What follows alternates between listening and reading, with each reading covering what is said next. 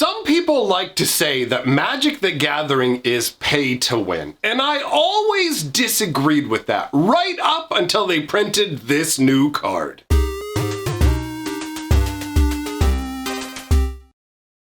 Greetings, owners of fine luxury cardboard rectangles. We are here today to talk about Magic's new pay-to-win card, but more importantly, I know what you guys are here for. I saw all the comments yesterday about the bouncy hair, so we've got a little bit here for you to bounce. I got a couple little extra hair antennas to make you guys all happy. Now that that's all said and done, let's go ahead and get the card we're here to talk about up on the screen. This is Top Deck the Halls, my friends, and I have to say, I'm in love with this card. This is really fun. Now, you may be wondering what's going on with this card conceptually, like, what even is this? Why does it say Happy Holidays 2020 on it? Well, there is a lesser known series of cards. This is, I believe, year 7 of Wizards of the Coast doing this, where every holiday season, they release a holiday-themed Magic card. They're all silver bordered, so they exist in the land of uncards, so they're not like officially tournament legal cards, but they are very cool cards that are difficult to acquire. So normally these are given out to either store owners or other partners with Wizards of the Coast. So I imagine that some of the better known live streamers and stuff like that who are in Wizards' good graces will also be receiving these cards. Now for me, I used to actually collect these holiday cards, but unfortunately I had to sell them off, so I don't collect them anymore. It is what it is. Now, let us talk about Top Deck the Halls. So Top Deck the Halls is 1 white, 1 red, and 3 for an enchantment that says decorated cards in your hand have Miracle and a snowman symbol. The reminder text, I should say, says decorated cards include premiums, promos, and cards with alternate frames or art. And it continues, at the beginning of your upkeep, if you control 12 or more decorated permanents, you win the game. So breaking down this card, all the different parts of it, first of all, you've got the fact that it's red and white. Those are Christmas colors. Red, white, and green are Christmas colors, so that fits into the Christmas theme, although they don't always stick to those casting cost colors, which is nice because every variation of Magic player deserves to have their own special holiday cards they can enjoy. So I'm down with that. But white and red totally works for the Christmas concept of it, right? The artwork is absolutely awesome and actually reminds me of one of my favorite Christmas specials. I'm like a huge fan of the Christmas holiday season, man. It's fantastic to me. Like, my birthday is at the end of this month, November 30th, so the Christmas cutoff starts on the 1st, but I'm geared up. We've already been picking up stuff for it to get ready, and so, like, I love this artwork. This is the interior of a Christmas tree, right? You can see all the different ornaments are hanging down here. You've got different variations, but these are the stylish glass bulb ornaments that I'm a big fan of. I remember these from my childhood. I remember the 2 different kinds of ornaments. There were the kind that my parents would hang on the tree when I was young because you can't be trusted with these glass ones, and they were right.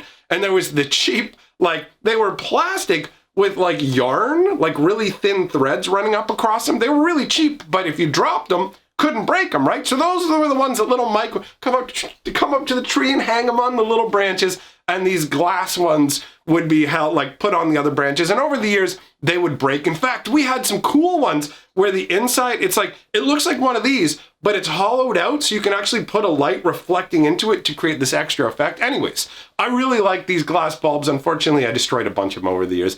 And the idea of this, like, being in the inside view of the tree totally reminds me of one of my absolute favorite Christmas specials, which is the Disney, you've got Mickey Mouse and you've got Pluto, and they go out and they get a Christmas tree, bring it back to the cabin, but the Christmas tree actually has the chipmunks, the two famous chipmunks inside the tree, and then there's just this essential, like, battle between Pluto the dog and the chipmunks in the tree, and it's just so many awesome Christmas memories. So this, to me, speaks of that, and I love it so much from that perspective. Now, in terms of the card's actual, like, functionality, I do like the fact that they have Snowmana tied into this, because it makes perfect sense for the holiday seasons. if you don't know how the snow mana symbol works, essentially you can use any color mana or even colorless mana as long as the mana was generated from a snow permanent. So either an artifact that has the snow subtype or super type, whatever it is, or most likely it's going to be snowlands. Let's be real. That's where most snow mana comes from, but there are other ways to get it. So basically, if you're playing a white-red deck, you could just make all your lands snowlands, and it's basically just pay one, right? So how it works, in case you're not familiar with Miracle, is at the beginning of your turn, you draw a card, right? Just like normal. During your draw step, you draw your card. If that card happens to have Miracle, you can reveal it right away and play the spell then. So Miracle works a little bit weird. Like, you can draw a sorcery that's a Miracle spell, and you actually end up playing it like during your draw phase, because that's the way the Miracle ability works. And actually, Miracle is rated a 9 on the Storm scale. If you don't know what the Storm scale is, it is a rough guide used to determine what can and can't come back in Magic. And something that's a 1 is like guaranteed to come back. Something that's a 9 or a 10, you'll probably never see it again.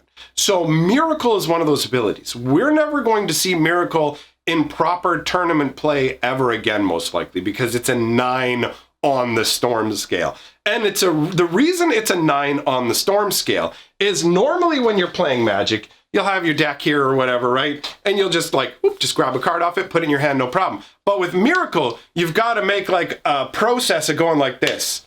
Draw the card, look at it, decide if you're going to trigger the Miracle, then add it to your hand. It's technically, as soon as you draw the card, it's in your hand, but you have to keep it separate so nobody thinks you're cheating when you try and play the Miracle spell, shift your cards around. How do they know it's the first card you drew? And that actually extends out a step further, where if you're not playing Miracle cards, you don't want to give your opponent that information, so you can't just draw every card off your deck like it's nothing. You literally have to sit there and posture every time you draw and pretend like you're debating whether you're going to Miracle or not. You know, and even if you're not doing it with every draw, it genuinely slows things down massively. So Miracle is never coming back, but any decorated cards in your hand do have Miracle with this enchantment out. So basically, you could make it so your whole deck has Miracle if you wanted to, because to count as a decorated, you just have to have it either be premium, promo. Interestingly, a promo's not considered a premium, or cards that have alternate frames or art. So you can actually get really tricky with this if you wanted to, because you may think to yourself, oh, okay, well, it says cards with landfall frames or art. They're specifically talking about, for example, a card like this, where you have the special frames from like the landfall cards from Zendikar Rising. But here's the thing, alternate art can be as simple as going like, get out your pen, draw a mustache on your card. All of a sudden, it's like alternate art or altered art, right? You can literally change the card yourself and decorate them yourself. And who can really argue against that, right? What kind of a stickler is going to be like, no, excuse me, it's like, dude, this is an official Magic card, right? And it's been decorated, it counts. So you could do this with anything, even cards that technically don't have any special versions of them. And that's the reason this is like a pay to win card, right? You can basically pay to get a bunch of expensive versions of all of these cards. Get yourself a promo version, get yourself a premium version, and we'll talk more about the premium. I got another cool card I want to show you may not know about that's tied to this. But anyways, you've got a scenario where by having 12 expensive versions of cards, the special, more premium versions or whatever, you win the game. This is literally a pay to win model where it's like, okay, I'm buying all this expensive versions, and as a result, I can cast them more effectively, and they straight up equal a win con. So that's pay to win. Now, up until this point, there's only been one card in Magic that really cared if you had foil or special version cards, right? And it's a super secret card called Super Secret Tech. You may not have seen this. This is an old school card, right? This is actually from the second unset Unhinged, and we weren't told about this card. Wizards has a hard time keeping secrets nowadays. Information gets out and spreads like wildfire. But Super Secret Tech felt like a genuine secret. Like, they made this card mega, mega rare. You weren't even guaranteed to get one in a box. So they didn't advertise the card at all. And it's card 140, is it 141? Yeah, it's card 141 out of 140 cards in the set. So they gave us no hint of its existence. And Super Secret Tech is 3 mana for an artifact that says all premium spells cost 1 less to play.